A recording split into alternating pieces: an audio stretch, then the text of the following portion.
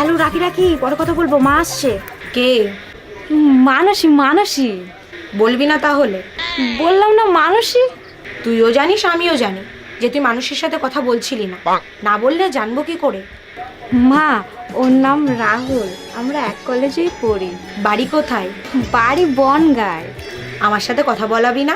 তুমি সত্যি কথা বলবা? ও মা, বলবো না কেন? হ্যালো, মা না আমাদের ব্যাপারে সব জেনে গেছে, মা তোমার সাথে কথা বলতে চায়।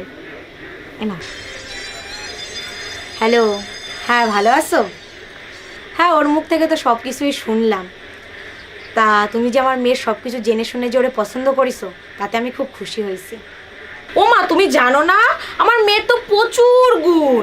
এই ধরো একদিন স্নান করলে 3 দিন স্নান করবে না, গরমকালেও তাই। আবার উকুন, ওর মাথায় প্রচুর উকুন, তুমি ওর মাথায় হাত দিবা এক মুঠ উকুন উঠে আসবে। ওর পেটে যা গ্যাস, ও তো সবসময় পাত দিয়ে আর হাঁক দিয়েই থাকে, আর নাক দিয়ে সর্দি তো সবসময় পড়েই। তোমার সামনে করে না মনে হয়, বলো? মাস্ক পরে যাই। হ্যালো হ্যালো হ্যালো, কেটে দিল কেন?